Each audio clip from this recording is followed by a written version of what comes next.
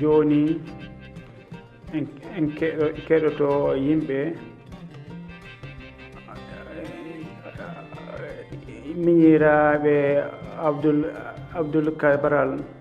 mbarɓe 1980 Mamadou Bassirou Camara kañe Farouk Camara.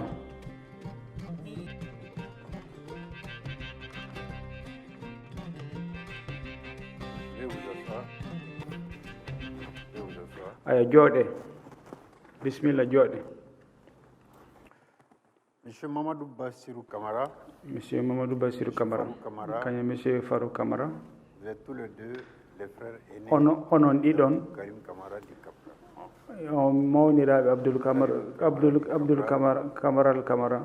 Est un leader estudiantin. kanko laamiɗo sukaɓe école o maayi Également dans des conditions non élucidées. andaka no maayiri no nangane 1980. Voulez-vous pour oɗon jiiɗi l'ensemble de la nation malienne vous dire malien ɓe fuu kaala ce que vous savez des circonstances ko annduɗen hen de la mort de Cabral. Abdoul Karim Camara no maayiri no a pu affecter vous ses frères et l'ensemble de sa famille. no maayiri no tampini on sanne onon gonɓe saraɓe makko onon goni saraɓe makko en anda M. Camara a été enterré. hoto Cabral o ira Disparition forcée. Donc vous avez la parole. ɓe majjinimo ko. Monsieur le Président. Monsieur le Président Tiabou Amina Dofo Arida Kanandu Bamangan. min kaalente Nebi Dofo Ngoni e bamarankore mi haalnete miñandu haalne fadami haalde mi jowti on sanne. Cabral Tali. Niasa. Cabral ko maayi ene yaa duuɓi deɓe e go'o min jeeyayi hono batuma o min jeeyayi hono batuma o komin gaɗa ko min kaalan no laati min mi mawni ko mi waɗatno min ɗiɗon ɓe fof ngala ɗo pari mi gonno min mbiɗo gollatno kanko omo jangganno école so mi yeehi golle miɗo warta mi ɓama journal mi sooda mi jangga mi soodi journal Monde article à la une le Mali et le Tchad crise ngaji ɗiɗi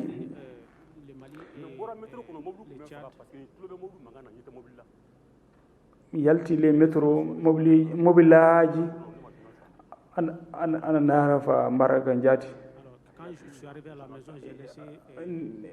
ne gartumi nde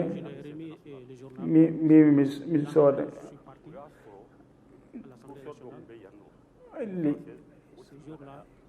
professeur goto no wonno ga française document ko on hokkama document o min golli document o min kokkete document o galle amen galle mawɗo Cabral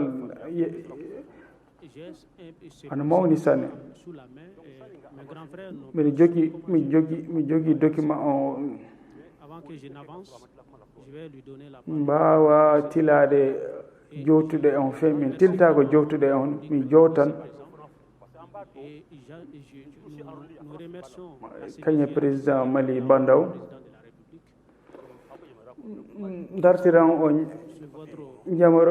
jamirore fami hokka miñan o haala ko windi ko ɗum o janggata faddan janngude mi jowti on sa mi jowtan commission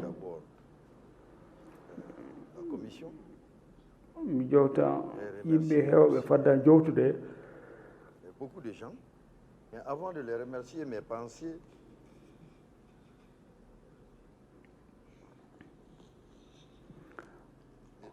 vont à tous nos parents. mi jowti saraɓe amen jowti galle amen fuu miñiraaɓe en e banndiraaɓe en rewɓe tous ces gens qui sont décédés, ɓe fuu maayi jamais la chance anndayi hono wiyete ɗo Abdoul Kader Kabaral ɗo mo ira ɓe annday ɓe jiyay ɗon cette chance, malheureusement. miña amen majji Notre frère disparu, minen kaala haala makko majji parce qu'on parle de disparition forcée,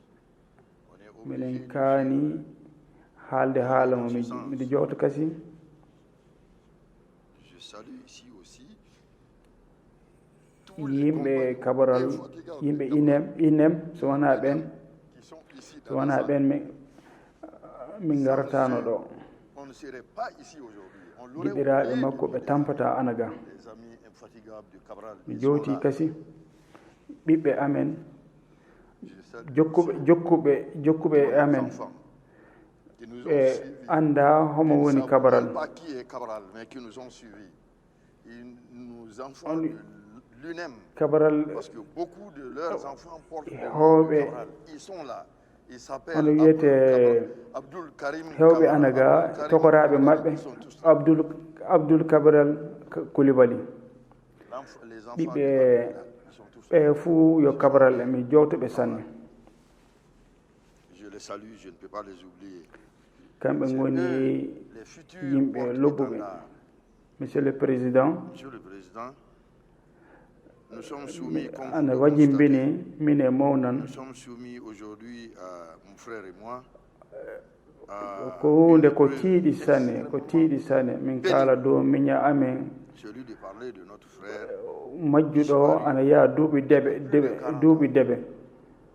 miɗen 40 ans. jiɗi Nous sommes andude en train faa de jooni voir ana pour yaha savoir duuɓi où est-ce deɓe que min ce darto frère ɗo est leli enterré. ɗo mo irami faa jooni min jeeya Depuis 40 ans.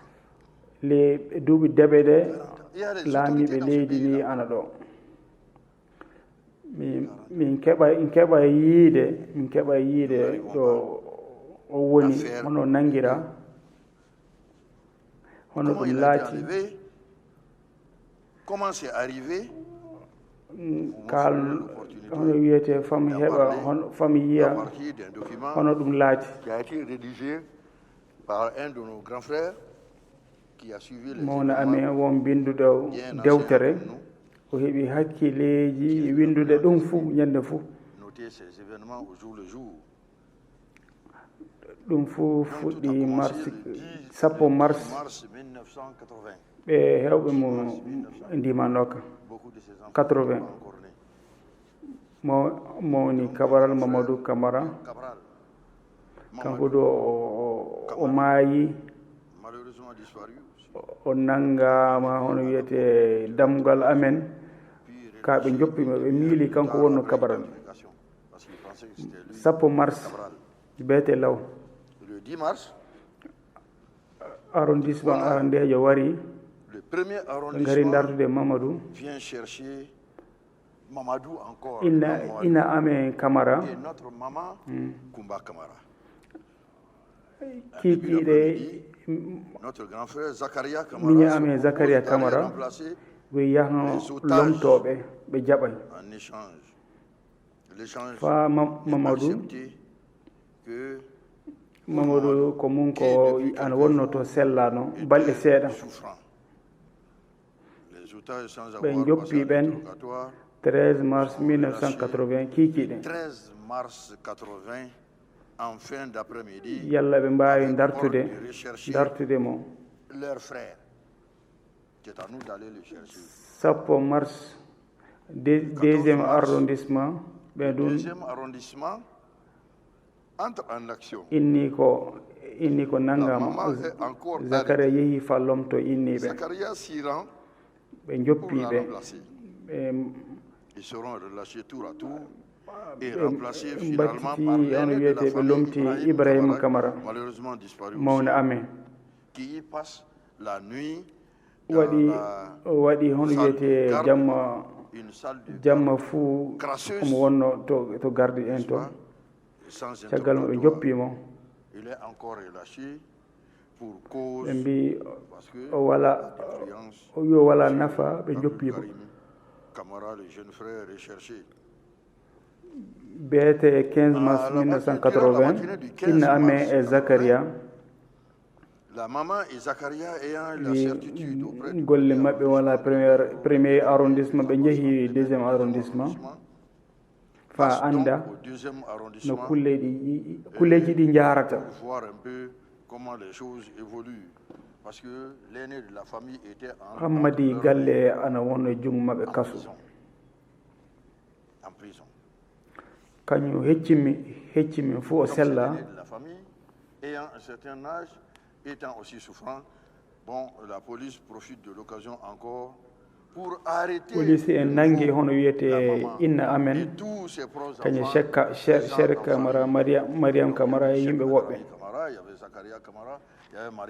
ɓamde Zakaria heddiɓe ɓe maayi ɓe gaɗi jamma o fuu ɓamde 15 mars ɓe gaddi hono wiyete kabaruji ɓe mbi neɗɗo goto wi kabaral an darte ɓe mbi hono wiyete inni ko nangue yalla mo warta ko ɗum waɗi ko Inna Ame nanga ko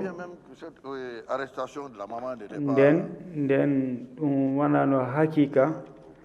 ɗum wona nangude mo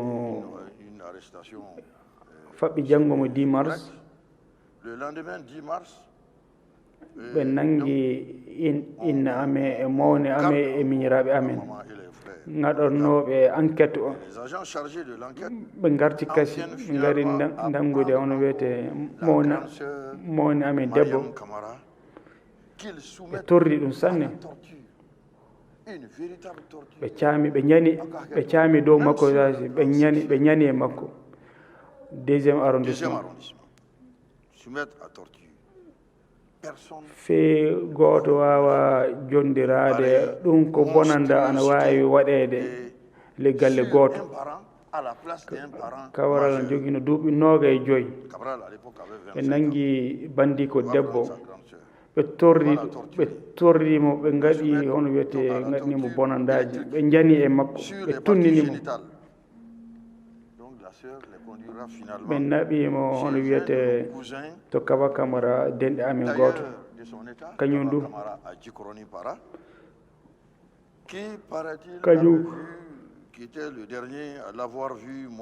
kañum laati sakitiɗon yiide mo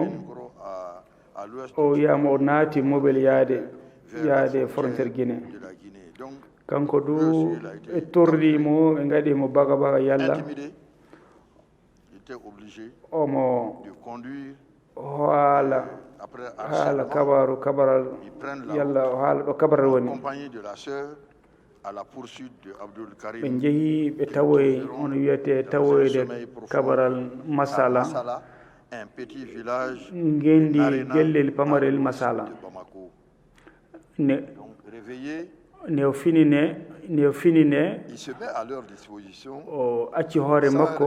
le juuɗe maɓɓe ne o wartata nde o gajidiki e polici en o jaabikiɓe fuu ne ɓe gartine 21h nde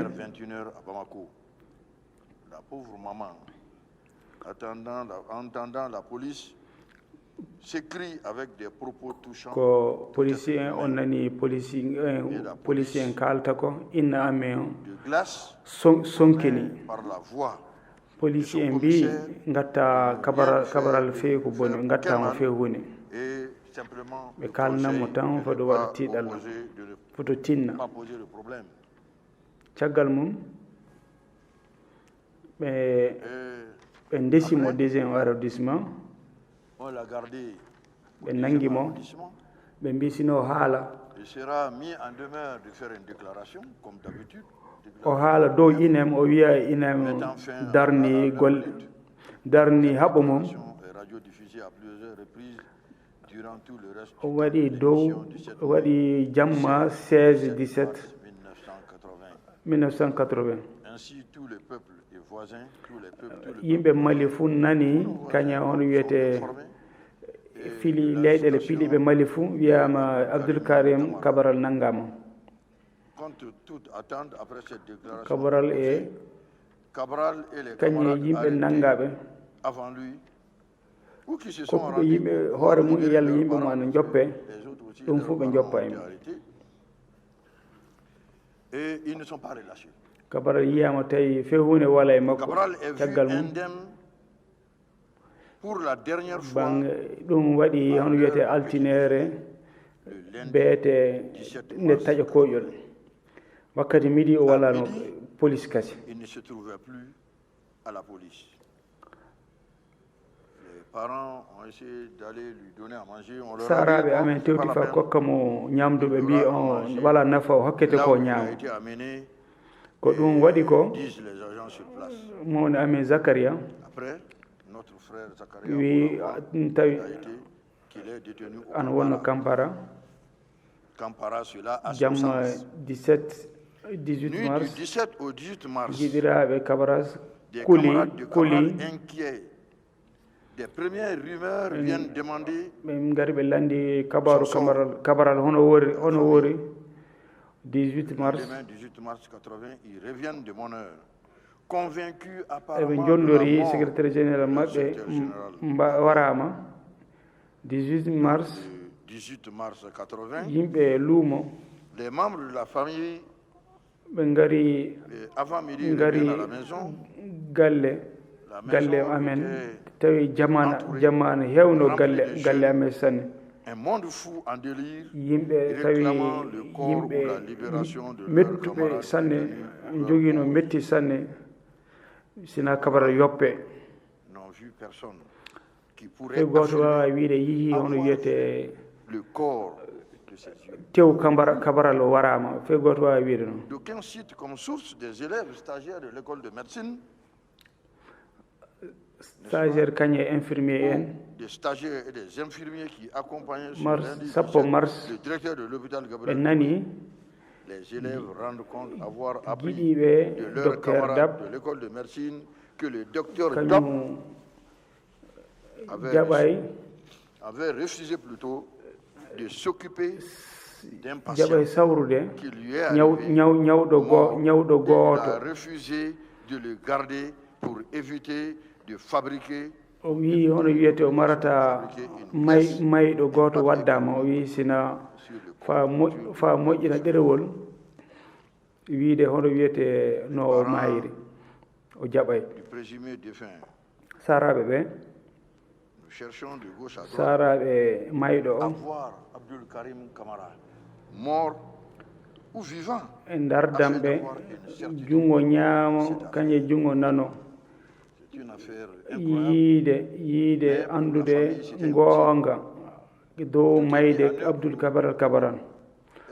ɗum yo hunde mawnde On n'avait aucune information. e dow yimɓe galle makko Au siège du parti, le siège Parti. du parti UDPM, et ainsi jaaɓe de voir parti un peu IDPM qui ils pouvaient rencontrer au siège du ɓe darti fa ɓe njiyamo UDPM et au Kampala. Ils se sont divisés en groupes. Un groupe est allé au fa Kampala, ɓe un njiya autre est allé, neɗɗo n'est-ce pas, au siège de ɓe l'UDPM. pecciki won jaaɓe IDPM won jaaɓe Simplement comprendre Kampara qu'il n'y a rien de mal. Et ɓe kalanama et surtout, il s'agit simplement fe hunde wala toon bonanda mais les parents ɗum voulaient fuu quand yo même haalaji ni enna voir tan physiquement Cabral pour savoir ka au moins saraɓe ɓe ana yinno andude so tawi Kabaral ana wuuri fa joni na ko haala ko yalla gonga na pene nouvelles le concernant. fa ande gonga mu ande jaati ko haala dow makko Détenu ne se trouvait au Kampala, donc ce qui encore augmentait le suspense. suko école fuu walano Kampara Ils ont été conduits, impossible. Il faut finalement chercher coûte que fa coûte. ande Dans l'après-midi, hoto le ɓe chef goni de la andaka ɗo ɓe défense, goni le colonel Philippin au siège du BSC. BSC pour les ngadi fuu définitivement hono encore, wiyete c'est le bureau exécutif Philippin central de l'Union ana démocratique wonno du siège Congolais, dont l'entrée ne peut se faire bureau sans exécutif avec les soldats démocratique naturellement malien chargés de la garde. ɗum wawa laatade sina anda soldasi gonɓe garde écrite à l'adresse du colonel qui est membre du BC. beete sina darte demande waɗe hokke colonel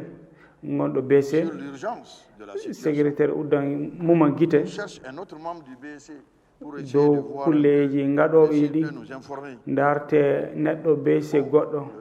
so tawi on wawi hokkude kabaru o Là-bas, neɗɗo arandejo jiyaɗo paraît au courant de rien et kañum ne ɗum se doute de rien.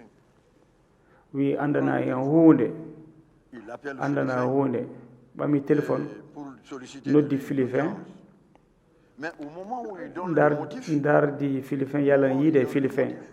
immédiatement, ka ne o haala tan ɗum ne raccroche l'appareil. ɗum Philifin tacci nden Philifin tacci téléphone Donc après toutes o les o formalités passées au wakkati téléphone, et ko ɗum waɗi bien ko qu'ébahi, téléphone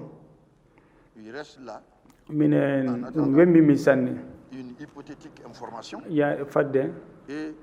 c'est là que Philifin est sorti. fadde kabaru goɗɗo Et wara le secrétaire administratif nden Philifin yalti et finalement leur demande secrétaire d'aller administratif voir le chef caggal mum d'état-major devant Philifin qui ne parle pas. C'est son wi on wiya chef d'état major darte Philifin haalay aller voir le chef d'état-major, autre membre du PSC, susceptible chef de d'avoir cabinet yeehi une haalnoymo wi chef de cabinet darte possibilité d'information. yalla Le contact direct, yalla kabaruji également nden ko avéré, heɓa le contact direct avec le chef d'état-major, c'est également avéré impossible. ne ɗum waɗi nde chef d'état major Un ɗum secrétaire tawi vient ɗum en ha son wawa nom waɗede kasi dire à la famille secrétaire de garder goto le waɗi calme inde et makko qu'il n'y a rien de wi grave, wi tout en s'excusant saharaɓe makko deƴƴino fe hunde wala toon et tout en excusant Philifin et autres ɗum de ne saabi pas pouvoir recevoir e quelqu'un on wiyete seul de an darda Philifin e jaafomo darda yaafa Philifin golle mum ene keewi sanne la journée du ko waɗi 19 caggal mum 19 ñalowma Mon 19 père est décédé en 1961. C'est son ami intime, Feu El Hadji Karonga Keita, abba amen maayi 1961 giɗi ko gonnoɗo ɗo qui Médine s'occupait, qui Médine gérait les affaires de la gollidiɗo famille. makko syndicat Et c'est kañum waɗanno ce kabaruji père, amen c'est le cet galle ami de notre père qui a reçu Philifin Sissoko, qui est venu le voir au nom du secrétaire, o abba men o yeehi hono wiyete président de la yeehi to au Philifin nom du secrétaire politique, Sori Koulibaly, yeehi ƴeewoyde secrétaire politique Sori Koulibaly personnellement, haalnimo afin de nous aider à avoir les informations. yalla On laisse les adresses. neɗɗo wawi mbawɗo hokkude kabaruji acci toon adresse wakkati 13h El Hadji Karonga 19 mars Keita, 1980 dans notre famille, El Hadji Karonga Keita wari galle amen réponse du président. Le président n'était pas o wardi on wiyete jaabu président de la République. président walano toon Il vient nous donner une e réponse kaali e inde président o waddi jaabu sur o le sort de président walano toon Camara. Et no en kabara disant ɗo ceci, worri Philifin ko est allé haali me ɗum voir ko chez moi pour me no ɗum dire, laatino au nom du président de la Philifin République, yeehi qu'au fin min teñe yeehi haalnimi e inde président c'est-à-dire ce qui ne peut rester sous silence, ko que ce qui wawa ne peut resede rester sous haale silence soit dit. Et que sina ɗum ce haale que Dieu décide, c'est ce qui se passe. ko Allah waɗi ko fuu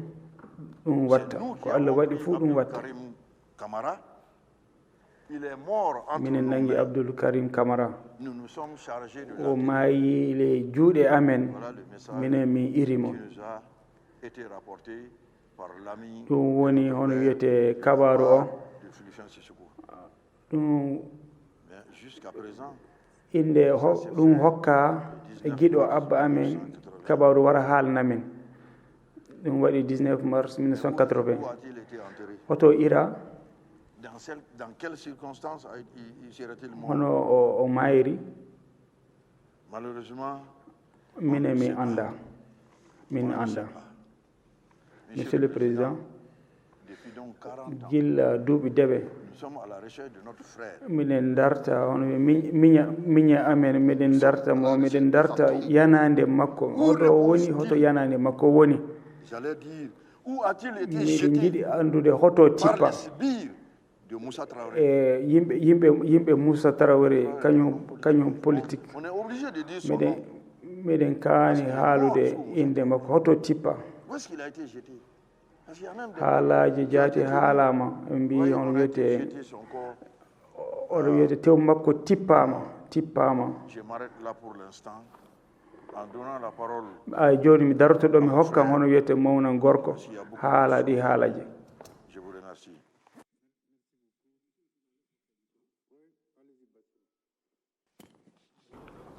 andon adunaru no fuu anda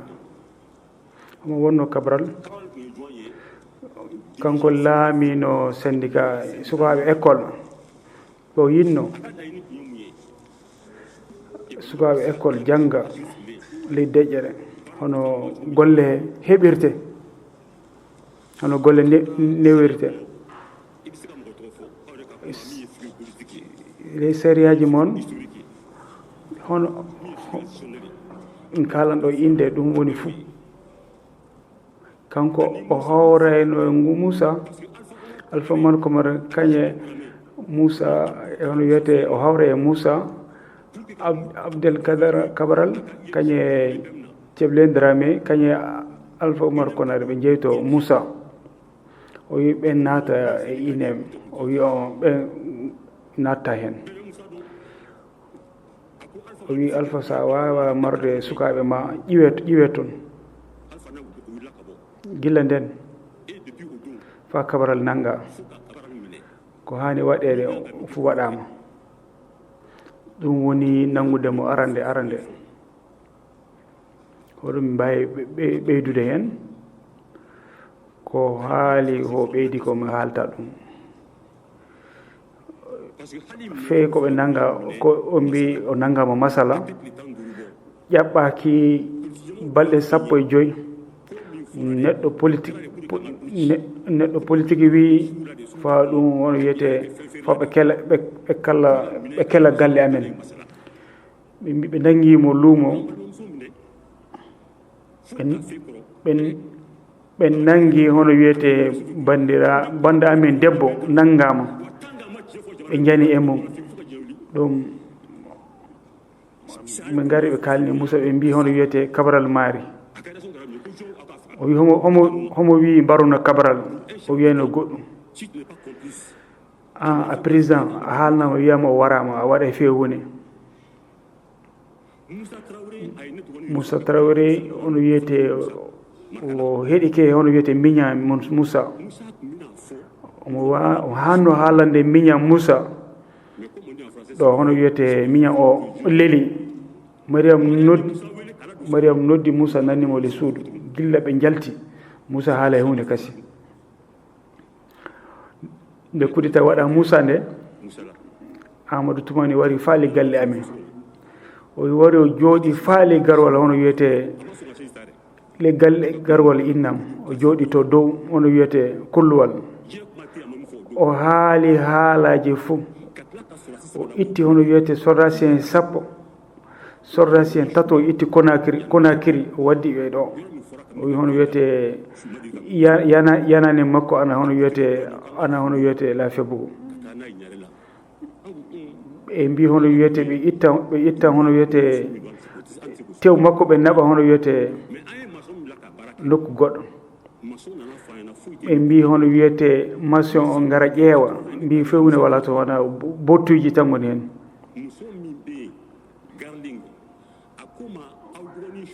o wi debbo gonɗo toon o wiyama hono wiyete yana tew makko ittama toon eliko naɓa nokku goɗɗo ɗum saabi joni min andi 17 mars fegoto yata hono wiyete birille min gara monument ɗo tan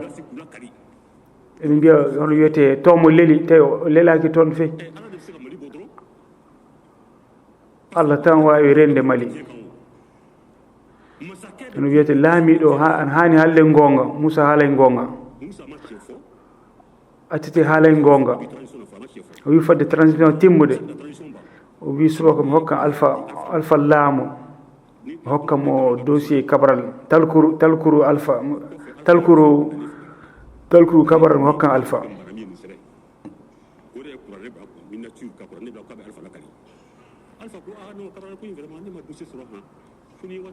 alpha wi kañum heɓay hono wiyete alpha heɓay dossier o miña amin yaltide dewtere wi fa yallo o fo ha wato dow hen min mbi acca fadi jaɓa fadi waɗa ɗum sa wi haala kabaral a haalta a wawa haalde fou kanko e min fou systéme méthode fou wala toon ko min gaɗa ko yalla fati min kaala fe goto wawa wadde neɗɗo hunde so wona Allah mi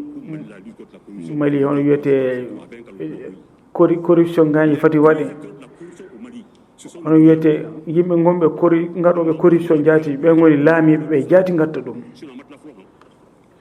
min kokkama hunde fuu ley mali min jaɓay min kam haalan ko anko attete wari noddi kam wiide directeur général don mi jaɓay directeur général INPS mi jaɓay mawna Anton kanko e attete fuu hono wiyete guere goto o wi hono wiyete président wima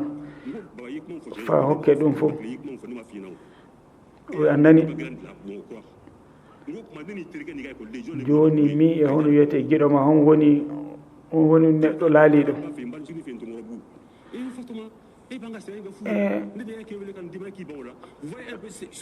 on jeehi hono wiyete no leydi hono mardete dow pene ɗum wawa latade e jarta yeeso dow pene monsieur le président so mbiyen kala haala kabaral mbawi walde eɗen kala haala ka ko Allah waɗi ko waɗi fof ɗum ɓuri moƴƴude gilla ɗum waɗay minen mi mbi min jaafi ko Allah waɗi ko ɗum watta so tawi hono wiyete kabaral mayata no leydi o mayata abba amin sénégalais wonno mars 61 fadde abba amin mayde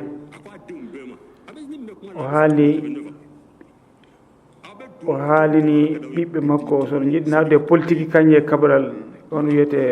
jiɗi natude laatade syndicaliste no kabaru politique naate fati darton laatade laamiɗo fati darte laatade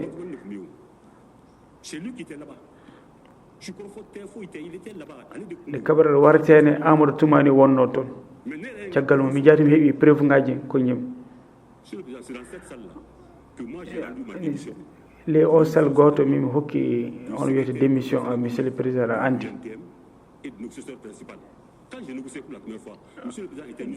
nden tawi on wiyete an wonno président fonction publique présidence fonction publique nden yimɓe douane ɓe darti fuu fo ɓe gaɗa hono wiyete ɓe nannaka e goɗɗo mi jaɓay min darti hono wiyete fam hoota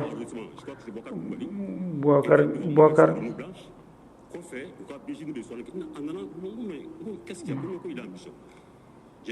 ɓe mbi hono wiyete eɓe mission mi anda hono woni mission maɓɓe ine jahami umra. Je suis parti avec un de nos collègues douaniers qui est décédé maintenant, Feu Bakaou. naɓi giɗan goto haalnimo inde makko o wi hono wiyete o wi gonga jaati ani Amatouane ko kaye Sissouma et Gassama Koubla en demeure qui a sécurité assurée parce qu'il n'a pas besoin d'un deuxième kajaka haala kabaral nous on n'a pas besoin de savoir qui a fait quoi min jiiɗa andude ko waɗi minen kam jaafiki komi komin jaɓata ɓe jiiɗi yiide hono wiyete yanande makko min jiiɗi yiide ɓeni wotere mi jeeya hono o batu accepter notre élection, faut l'accepter. wiide mine metti amen so neɗɗo yi inna amen wiide a wari ɓiiw ngara joɗɗa les garwal mo mi waɗa hono no fewune waɗay ɗum wawa lade mali yimɓe neɗɗo dartiɗo Mali heewa fe mamo fuu seeɗa dartata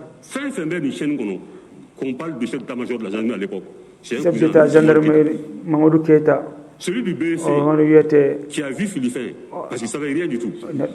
Seydou Abba men laatoto le commissaire du deuxième qui a arrêté commissaire o ɗum hono wiyete neɗɗo amen Mali fuu yo yimɓe neɗɗo gooto tan hoɗum watta so ɗe ngaɗa ɗum hoɗum watta so ɗe ngaɗa ɗum darde laamu tan anga sabali doni cawre ɗen ɓiɓɓe men anto monsieur le président anda so tawi wala mi hono wiyete mi raɓɓinan ɗum seeɗa D'accord, donc vraiment les frères camarades nous avons Cabral yimɓe Cabral mi heeɗiki ko kalɗon joni ko kalɗon ko on kolli Cabral yo miñe mon le Mali du ndu jikke wonno Cabral wonɗo inde Cabral wonno ono wiyete hitande fuu yimɓe aɗa jalta ana kolla ñande o maayin ɗum fuu on kolli o jaafike yalla on go hono wiyete wonko jinɗo haalande yimɓe Mali hono jango hono wartirta le Mali haala joni kanko hono wiyete o timminan fadde an fuɗɗude ko haala ko mi donkuno toon min joɗta ko ɗon fe hunde mi mare ɗum Allah waɗi ɗum fuu Allah wi Cabral rimete mayira ni yimɓe hewɓe mbarama kammari makko yimɓe hewɓe koyɗe mum e jungo mum kelama kammari Cabral yeehi acci hono wiyete giɗiraɓe mum inem Allah wurno fa joni fati Cabral maaya laabi ɗiɗi kabaru politique ane kuleɗi fuu ɓe tinno ɓe nangodira fade ɓe joppodira so ɓe joppodiri ka fuu ɗum woni hono wiyete ɗum woni Cabral maayi laabi ɗiɗi haalan ɗiɗo ɓo yo ayam Cabral wonno hono wiyete syndicat hoorejo syndicat ta joni so hono wiyete ayam ana joƴƴine fuu hono wiyete kup ŋaaji hono wiyete kañe malfe ɓamete cele ɗum janggonna celono politique abbiraɓe mo gaɗa ɗum so ɗum ƴaɓɓiki darda hono wiyete yimɓe politique kañe jogiiɓe leydi ndi joni kañe dartoɓe fa laamo ɓe andi no ɓe gardi laamu hannde yimɓe ga joni ɓe kaali fuu Modou Keita no laatiri homo fuyi Moussa Traoré du no wardino no golliri no yaarino homo fuyi Amadou Toumani wari transition Alpha Toumani kañe Alpha min jeehi noɓe gardino min jiiri noɓe jaarino miɗe gaɗnaɓe duwaw Allah renɓe fuu yimɓe politique dardoɓe laamu joni ana moƴƴi sina ɓe jiiɗa Mali tan les becce maɓɓe les ɓerne maɓɓe Mali tan caggal mo président commission mo on noddi min gara mi kaala welimi sanne o conférence mawɗo kabaru Cabral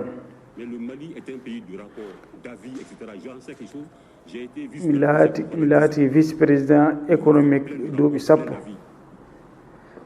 ɗi fewni nafay aya fati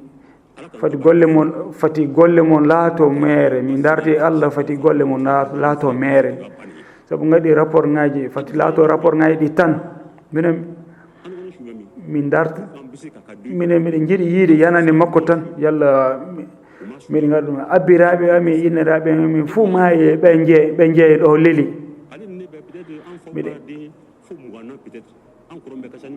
moyniraɓe amen anton fa noogay ɓe fuu maaye jeey heddiɓe ƴaɓata ko ɗiɗon ka minen ka miɗen jiiɗi hono wiyete hakkille ma e rapport ma tawe nafa tawe hen yalla leydi ndi ala yaara yeeso hono fuu ko wawi biltude ɗum min dardata Allah yamirore ma mi hokkan hono wiyete miñan haala Tiyabou Bassirou Tiyabou hono wiyete monsieur le président mi haalan hono wiyete haala makko ɓamde 1960 warde hande CTSP min keɗiki hono wiyete CTSP minen jaati PSP min gaɗi abba min jaati PSP wonno kañum le PSP jaati maayi ko haala ko nani ɓe yimɓe tatonnoɓe mbarda gilla 1960 fa joni kolleme laamu gooto monsieur le président mi haalnete ɗum e bamarankore hakke ana wawi barke hakke ana wawi fewi neɗɗo duhana mobbo fu wawa ittude ɗum hakke ka hakke so en cele hakke so e dartina e dabere hakke mali yarta yeeso so wona ɗum ɓiɓɓe men yara nokku goɗɗo neɗɗo goɗɗo wara laatoɗo laamu Mali sabi hakke woni Mali kam miskina fe hunde heɓata miskina laata ko hunde ley Mali ɓi miskina laata ko hunde so wiyama kalena gonga nde indépendance fuɗɗino minen min janggi hono wiyete université lycée min janggi min wonde waɗi échoué caggal mum mi hono wiyete mi filitiki caggal mum mi heeɓi mention joni hono wiyete ɗum wala feso le ñegere natata sa wala neɗɗo feso ñegere natta a wawata nadde le ñegere sa wala neɗɗo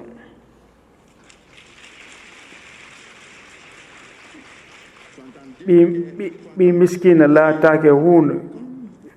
son cele ɗum leydi en laatako hunde leydi ni laatako hunde ka kuleji fu dow relation tan woni hakke ana wawi hono wi ana wawi barke hakke ana wawi kulleji ɗi fuu Allah ana wawi yafade ma ka neɗɗo hono ma wawa yafade ma yafatako ma miɗe haala andonna sukaɓe joni ɓe yimɓe sukaɓe ayyam anda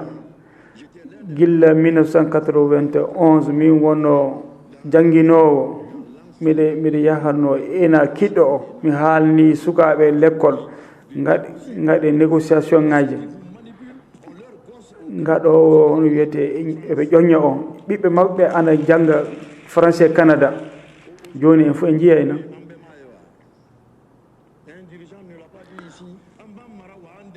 joni en jiyayna mi maran o kasino ɓiɓɓe amin ƴiwa hono wiyete excédé wara mara on ɗo misalu keñen mbiɗa joguino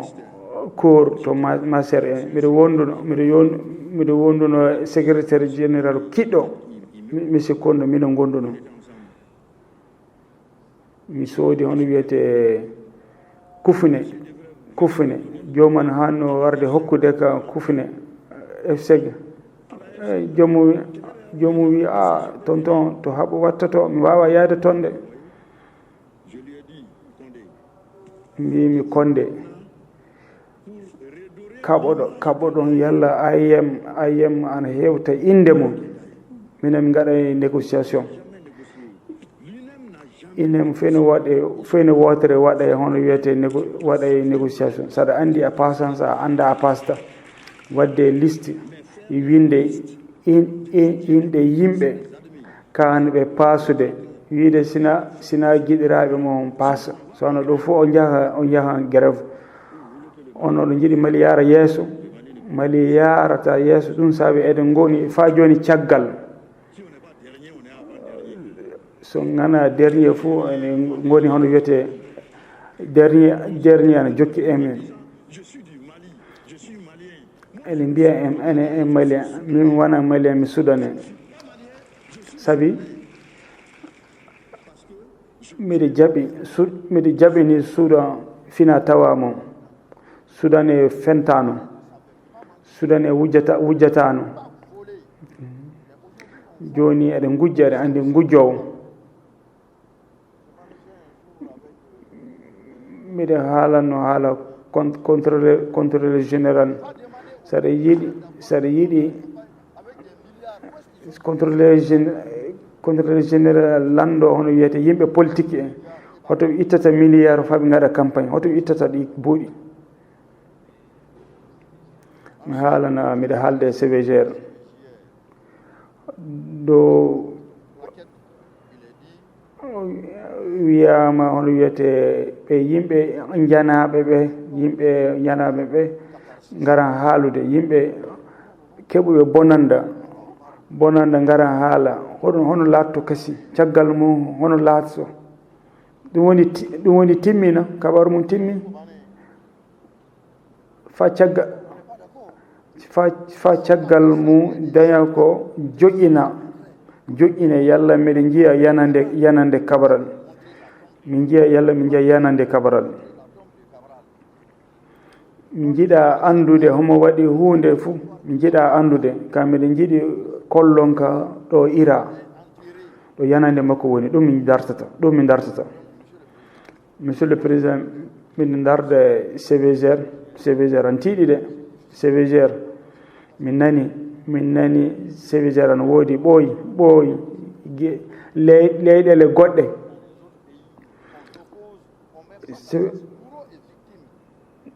golle CVGR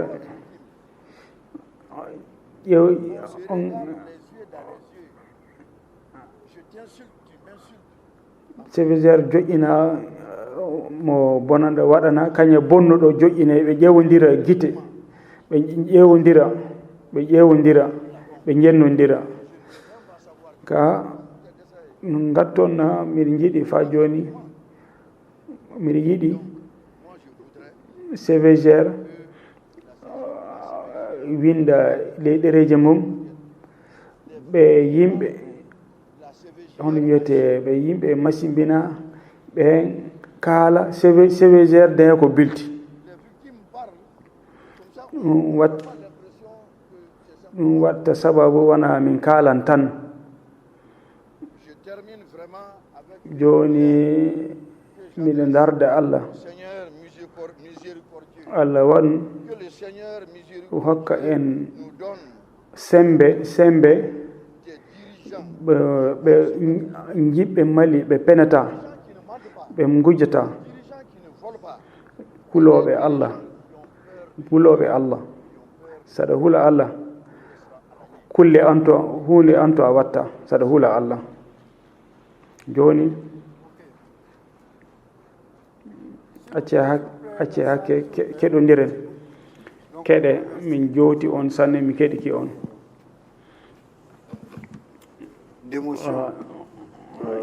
haalaji mo heɗama miɗa miila malien en fuu gorko debbo fuu heɗiki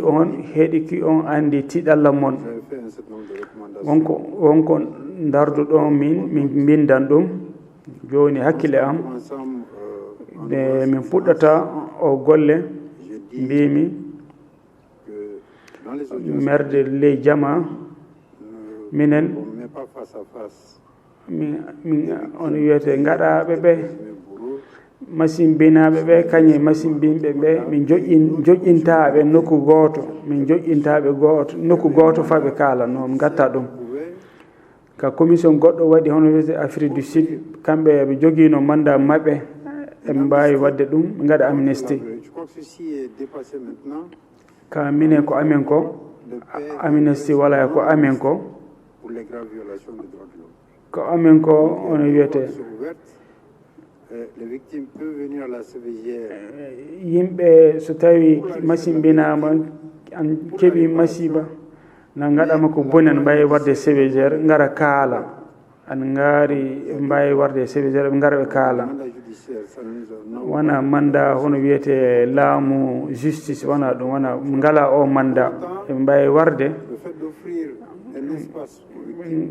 kokka ɓe ɓe gara ga ɓe gara ɓe kaala koɓe jiiɗi ɗum du ana jogui nafa sanne mbiɗa jowti on sanne on gari on kalnima ɗi haalaji on kalnimi ko kalɗon e kabaruji mo fuu miɗa andi min bindi min gollan ɗum so Allah jaaɓi gonɓe mi jowti on fuu on mbawi haalde ɗum fuu on gari haalde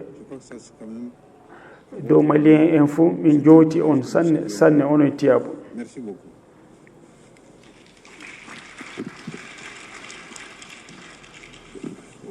On est tiable. Merci beaucoup. Oui.